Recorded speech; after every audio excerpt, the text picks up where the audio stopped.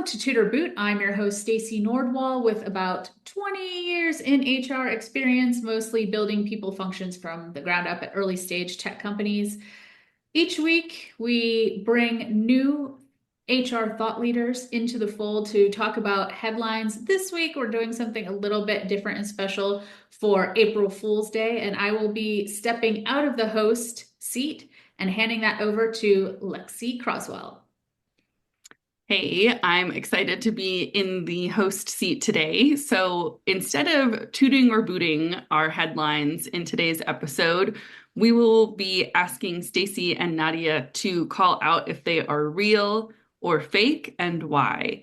I'm the only one who knows the truth behind the headlines, and let me tell you, it was both a joy and a delight to curate this list. And if we have time, I can read you more.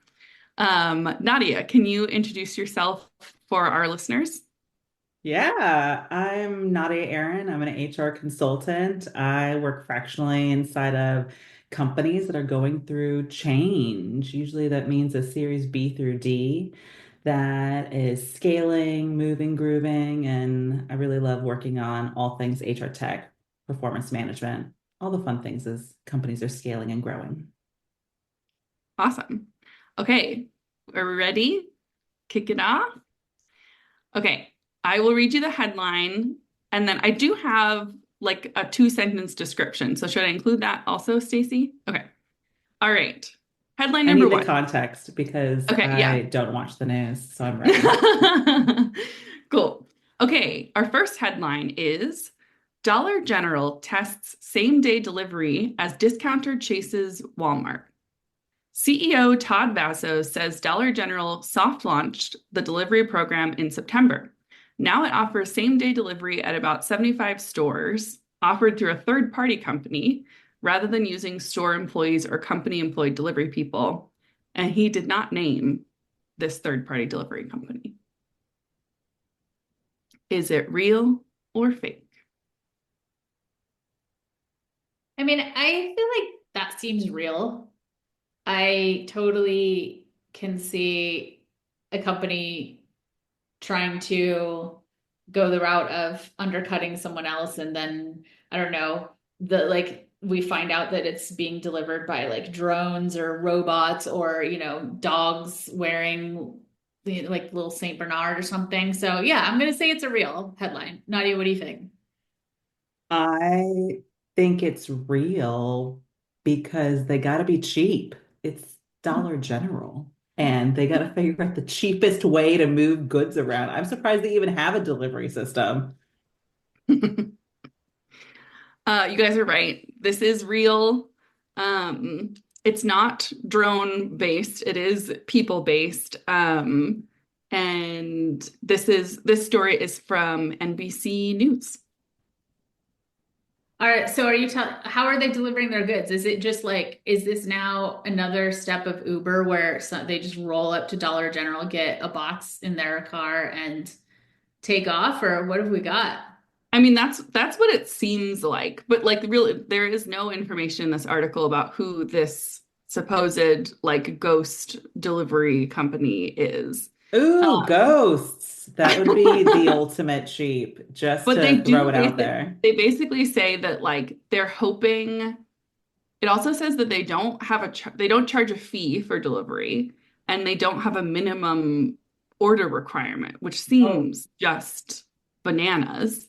honestly, Um, Dollar General doesn't have things that are a dollar anyways. This is why that is also I'm true. 5,000% on Team Dollar Tree, where Yeah. things are literally actually a dollar. I love going there before I go on a camping trip. It's a joy. Yeah. And they are the other kind of angle that they're doing with this is that they're hoping that because people are placing orders through their app, they have an app, um, that people will like buy more because they're advertising to them in app. Like, do you want to add this to your cart? Or, you ordered this before, do you want to reorder? So, Right. yeah. I'm shocked that this exists, honestly. Dollar General?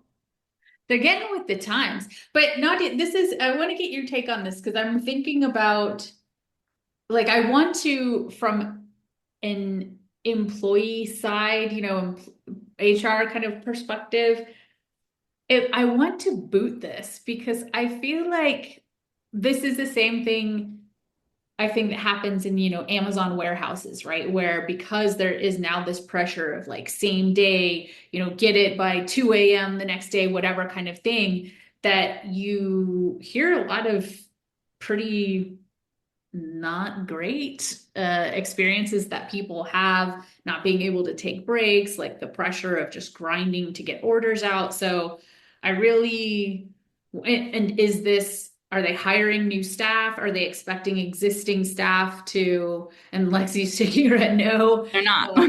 Yeah, like are they expecting existing staff to now absorb this as well? So I don't know. I'm feeling like that feels like a boot to me. What do you think? Agreed. It feels like what classically happens after a layoff, where someone tries to say that motivating phrase of, we need to do more with less. Mm. And in this case, it's like with way less for way less, right? And it's surprising that they would want to do same day anything because who needs same day anything Dollar General? Like, you really need that aluminum foil tray like yesterday, and you need that knockoff toothpaste like nobody's business today by 3 p.m. And I Yeah, just don't understand why it needs to fall into the consumerism. It's not shiny, it's not new things, it's not the latest, coolest gizmo, it's not even medicine that's unexpired, I don't know. I don't know what the drive is. But from the HR perspective, I think it always stretches people out. And especially in an environment like Dollar General, where most of the workers are going to be hourly, I'm yeah, hoping this means overtime and support for people who want that extra money instead of feeling the pressure that if they don't do more, then their job is on the line. yeah, yep, Yeah. Well, and to your point, it very much calls this out as like a play against Walmart. And like, are Walmart's prices, like, I feel like their prices are actually pretty comparable because to your point, things at Dollar General are not actually a dollar. So like, that's why they're losing out. Not that they don't offer delivery. It's that, they're not giving people the discount that they want. All I right, don't let's move on know. to the next. Oh, Stacey, do you want to add something? I just want to say also, I mean, I think similar like to my comment about the experience of employees in the Amazon warehouse.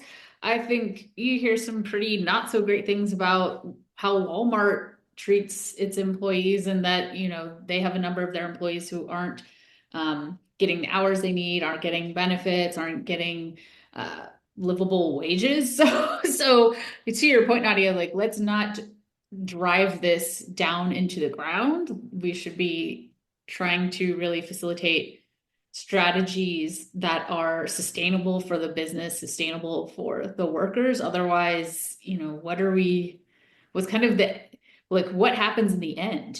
What is the end result of all of this? I don't think it's good, but yeah.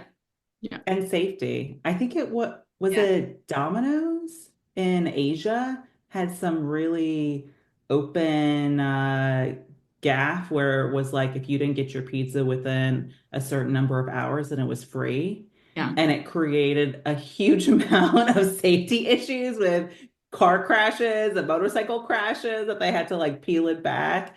And I think I think even thinking from that perspective of we need things to be happy and safe and sustainable in all the different ways. Yeah. I totally agree with you, Stacey. Yeah. Okay, our next timeline is very timely. Our next headline is very timely. I just combined it all into one.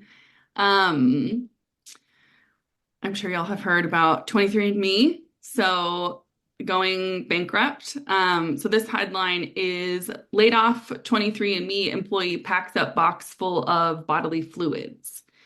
And the description is employee Marcia Nashhold reportedly packed up her box of bodily fluids Wednesday morning and vacated her office. According to sources, the 52-year-old data engineer emptied the contents of her desk drawers, filing cabinet, and mini fridge into the box and filled it to the brim. Hmm. I think it's fake. I'm like so concerned that somehow it's actually real. Oh gosh. Because it's like just one of those things that's weird enough. No, it can't be. They have to have those. They A have. data engineer touching organic materials. I Just love roll that it back a that's what little you're bit. finding Like, issue with. when was the last data engineer that you saw make their own lunch? Like literally dead organic materials. And on top of that, a company letting go of genetic materials that it could be selling for primo amounts of money and letting a 52-year-old data engineer roll out with potentially millions of dollars in tissue samples. Like, if anybody's read Henrietta Lacks, like, Yes. that's a crap ton of Oh, money yeah. for pharma that cannot be rolling out the door for their Frankenstein experiment that they're hoarding at home. Yeah, you know what? I've done I did the 23andMe, so I am currently working to delete all of my data from there. But yeah, I can't, to your point, yeah, I can't imagine like this. Why would that person have spit tubes? Like that's what it is. It's like spit tubes. Oh, that wouldn't be there, would it? And also, I like, feel like I'm wrong. The more I convince you, the more I feel like Lexi's gonna whip it out and be like, this data engineer does like spit and has been hoarding them for years. okay, wait. No. Okay, so this is my final reasoning for why I think it's fake. I think that mini fridges just aren't good enough to keep samples at the right temperature. They're just like the mini fridge it's too warm, it's too volatile, right? So that is They yeah. need to go to the general store, general dollar store, and upgrade that fridge, is what I'm hearing. Okay, so Okay. yeah. Yeah, it is fake. But I did not, I thought that by reading the specific details, it would convince you it was true, but you guys really picked those apart. Fridge data engineer? Come on. That's true. I should have changed data engineers from the story, but I should have changed it to like lab tech, who Yeah. was, and like maybe if I had put like a vigilante spin on it, like they were taking it so that 23andMe couldn't Dangerous. sell it, they were trying to do like a kind of They were uprising thing. they were freeing the samples. Yes, they were freeing the samples. Like monkeys in a lab, but spit Yep, in a tube. yep. Um, Okay, good. We yeah, almost not had it. true.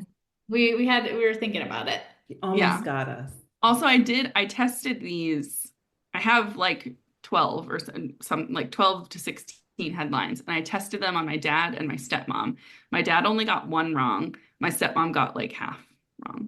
So it was my way of testing like how easy, are these going to be for you to pick. All right, on to the next. This headline is a solution to the retirement crisis. Americans should work for more years, BlackRock CEO says. And the True. description is Yeah, true. Sorry. No, keep going. Keep going. Give us the punchline. um, with Americans living longer and spending more years in retirement, the nation's changing demographics are, quote, putting the US retirement system under immense strain, according to BlackRock CEO Larry Fink. His fix is for Americans to consider working longer before they head into retirement. He says, quote, I don't know what his voice sounds like, but I was trying to do an accent and then I pulled back. He says, I do think it's a bit crazy that our anchor idea for the right retirement age, 65 years old, originates from the time of the Ottoman Empire. End quote. Is it real or is it fake? Oh, it's real. True. It's so real. Also, so old. People have been saying this for a while. Instead of like thinking of ways to actually like recreate our retirement Yeah. fund, I thought you were about to give me a headline that was like, the US is building a pension fund and trying to help our elders before they get too old to not be able to help themselves. But no, it's the same stuff that we've been hearing, I think, for the last 5 years or so of just work more, just work longer. How Yeah. unoriginal. Yeah. Yeah. Yeah, I think, I mean, the only way it would end up being fake is if you're like, actually, it wasn't BlackRock, it was this other company instead. But like, clearly, You're right. It is true. I do like that he added in this, the Ottoman Empire throw out to be like, look, I know about history and Did they like the even live that long back then? Like, Oh that no, was yeah. like the Oh no. industrial age when we were dying of like black rock, like lung in our 30s. Like we were drinking sewage water. I don't know. Like, I don't understand how he thinks that because people push themselves to work into their 60s, which was maxing it out, that now when we actually live longer, which doesn't mean anything, living longer doesn't actually mean anything about quality of life, right? And right. mobility and health, and there's lots of different factors. But I really appreciate him protecting his assets and really hoping that we can keep working longer and harder. Good job, Yeah. Larry. He Good does. job. He prefaces the quote with, no one should have to work longer than they want to, but yeah. But everyone is working longer than they want to. Yeah. Yeah, I mean, I think it's a boot for me too, because to Nadia's point, like, okay, if this is something that people are pretty widely recognizing as a challenge, and I've also seen reports of like other than Gen Z, the biggest increase or influx into the job market is people like in their 70s or in that age bracket. Instead of saying, yeah, we should continue to work longer, why are we not looking at why that age group is flooding back into the job market? I would think it has a fair amount to do with that their retirement, because of the volatility of stock markets or all of these different things, that their retirements and social security aren't holding them. So let's step back and start looking at some of those things. And also, one of the early episodes that we did of Tutor Boot, where Kim Rohrer was on, Love we, her. yes, shout out to Kim. We read this article that was about Gen X essentially being the 401k experiment, quote unquote experiment generation, because prior to that it was pensions and all of these other things, right? So you step back and look at all of that data and think, oh, people should just work longer. Is this the solution? It's like, oh man, you're not addressing the problem at all. Like yeah. So it's a big boot for me. And that was actually a little bit of a conversation I think that was happening at Transform at a panel with Clearwater. And they were talking about the influx of elders coming back into the workforce. And so they were talking about things like pairing with AI or thinking about fractional or part-time jobs to make it more accessible for people so that they're not working 8-hour shifts and adjusting or accommodating to different types of people who maybe need to only work 4 hours or 5 hours, but Mhm. keep them into the workforce for longer. It's Yeah. fascinating. What do you got for us next, Lexi? Okay, last one, and I can give you more if you want them. But our last one, the headline is Alan Joyce to pay back 9 million Qantas salary in the form of flight vouchers. And the description is in a letter to the board, former Qantas CEO Joyce said that he understood the concerns of Qantas shareholders in paying in vouchers over cash, but added that it was a matter of convenience, saying the funds could be accessed using a code sent to their email.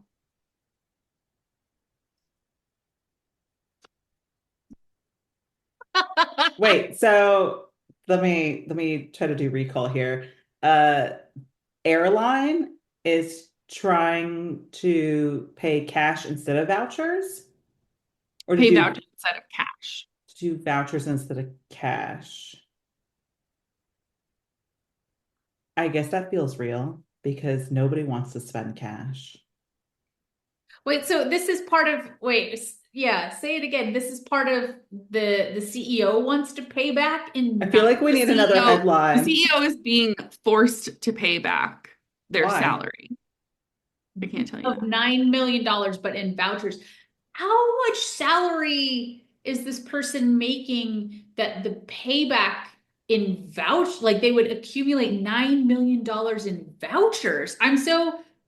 I clearly don't understand what's happening in the corporate world. I mean, the person's probably making like hundreds of millions of dollars. And so for me, while this amount seems just incomprehensible, it's probably like a drop in the bucket. But yeah, I mean, that's okay. Yeah, I'm gonna go real. I'm gonna say real. I got you on one of them, but mostly I think because it was confusing. So this is from, and I did remove one word from the headline because I thought it would give it away. The headline is that the CEO has to is paying back their salary in the form of unusable flight vouchers. Um, so this is from a satire site from Australia called The Shovel. And I mean, the article is very short, but it's funny. But what does it say?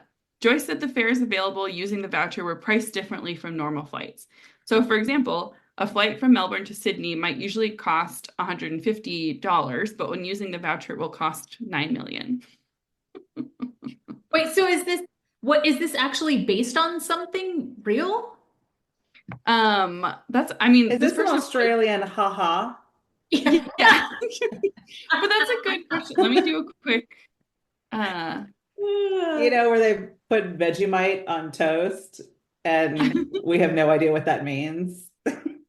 Oh, I've had it. It is strong, but it's funny if you are in Australia and you want to put Vegemite on your toast, they absolutely will know that you're American from your accent and warn you off doing it. They're like, "Look, you think you want this, but you You can't. can't handle the Vegemite on the toast. Yes, you can't handle it." okay, it is based on some truth, as most satire is. Yeah. And what the Google AI bot is telling me is that um, so Qantas docked 9 million from his final payout as CEO, Mhm. citing a tumultuous final year that included a string of legal scandals before his early exit. Oh, well, I now feel like I'm so in. many divorces want to do this, where they could just like in the final like accounting of everything to be like, I'm going to dock about 9 million from this transaction because you've just been so horrible in the last year of our relationship. I love that a company can do this. Yeah. Fabulous. And he worked there for 15 years. That looks like a culture that doesn't give a lot of feedback. That's what happens. Oh my gosh. That is all around. I'm fascinated by that. Now I feel like I'll have to dig into that story at some point because one, again, obviously the 9 million docking of 9 million as just like part of a paycheck has already exploded my brain. But Yeah, then what payroll system is managing that payout? Well, and to your point, Nadia, I'm bopping around the internet on this topic. Sydney Morning Herald published an article about this, the real story, that said, citing amid the string of scandals, which found that the business had a top-down culture with, quote, too much deference to a long tenured CEO. So you were spot on. Hmm. And Just Stacey, for your number knowledge, um, the business, he was paid out 21 million. Oh, okay. All right. after they docked the 9 million, it was still 21 million. So Yeah, he shoulda, woulda, coulda 90 or 30 million. it's a Womp lot of womp for money. him. So there's still a lot to walk away with after um Literally not what rich people think. They're just salty about that 9 million. Yeah, I mean, it's a fair. lot to walk away with, especially if you haven't perhaps been doing your job well or appropriately, but I suppose that is a conversation for another day. That is an April Fool's Day. So you did manage to fool us at least once. Hooray! It was really a joy because a lot of the headlines that I found from The Onion, they make the headline itself is funny and like you can kind of tell it's satire. Like one is panicked Pottery Barn executives announce they have lost control of the wicker. Like I think you would have known. Also, my dad and stepmom were like, "What does it even mean?" I don't know. And the other one is job applicant asked to submit 10,000 words thesis on why they want to work at Soulless Corporation. Oh, Just a yeah. commentary on how difficult it is applying to jobs these days. All right. Well, that was fun. Thank you Yeah. for putting together something different for us to react to for April Fool's Day. I wonder if anyone else was fooled by these headlines or if they were totally in the know. And Nadia, such a pleasure. So, for everyone who has maybe listened previously or has not been able to listen to our episode of us live at Transform, but Nadia famously tooted a $19 Erewhon strawberry, and we thought it was so much fun that we had to invite her back for our April Fool's edition. So thank you so much, Nadia, for joining us again. Thank you so much. Love Yeah. to be fooled. Thanks for a great April And Fool's Day. before we wrap up, is there anything that you would like to share with the listeners? Anything that you're promoting or excited about in what you are offering these days? I am really excited about some of the fractional work that I've been doing. It's been such fun, and especially right now as people are gearing up for some performance management and thinking about do they have the right HR tech in place. And so I've been having a really fun time doing some new HRIS and performance platform implementations. So anybody's interested or wants to know what's the coolest HR tech that's around that might be a fit for where your org is right now, I would love to talk. Always give me a ring. I'm on LinkedIn, or you can find me at futureandwork.com. Awesome. Thank you. Thanks, y'all. Thanks for listening to another episode of Toot or Boot. You can keep in touch with me, Stacey, on LinkedIn, and be sure to subscribe to our newsletter at tootorboot.com. And if you're enjoying Toot or Boot, we'd appreciate your positive review on your favorite podcast platform.